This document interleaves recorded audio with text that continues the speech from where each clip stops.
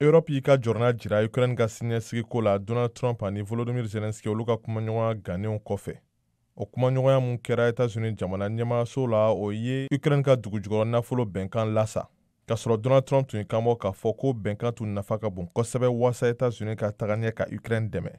Tɛnɛndon États-Unis ɲɛmaa ye kanbɔ ko ni Ukraine b'a fɛ ka taga ɲɛ ko fɔ Zelensky ka sɔn bɛn sabatili kuma ma.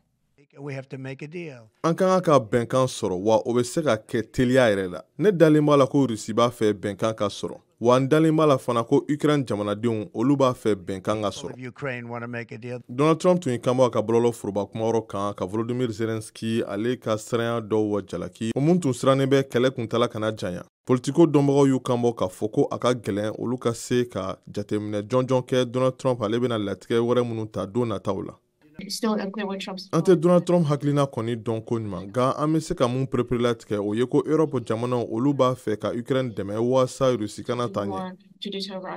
Zelensky bɔlen États-Unis a y'i kunda Europe kan. Royaume-Uni minisiri ɲɛmaa Keir Starmer ale ye kanbɔ tɛnɛdon k'a fɔ ko olu bɛ se ka u ka sɔrɔdasiw cari ani fana ko ka dollar wari miliyari 2 ani mugujugu misili 5,000 di waasa Ukraine ka lakana sabati.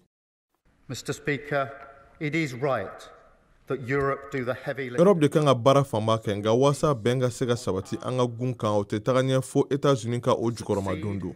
This effort must also have strong US backing. Ukraine ani Rusi ni ye a san 3 ye k'a fɔ k'olu jamana fila minnu bɛ kɛlɛ la tɛnɛdenw olu fila bɛɛ y'u hakilinaw jira.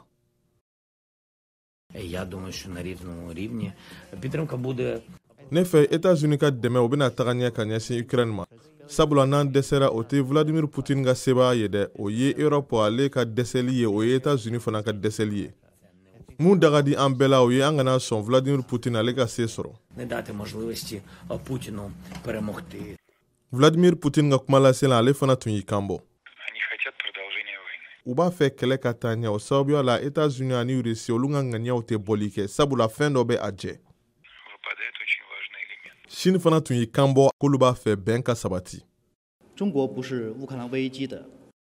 Chine sen tɛ kɛlɛ in na an bɛ waleya ani latigɛ bɛɛ lajɛlen jukɔrɔma don don cogo min na bɛn ka se ka sabati. An jigi b'a kan k'a fɔ ko kɛlɛɲɔgɔnmaw bɛɛ lajɛlen bɛna u ka laɲiniw sɔrɔ waasa kɛlɛ ka se ka ban. États-Unis jamana ɲɛmaayaso y'a sɛmɛtiya VOA ye k'a fɔ k'u ye dan sigi u ka dɛmɛw la waasa k'a jateminɛ ko ɲuman n'o y'a sɔrɔ o b'a la ka taa bɛn sira fɛ.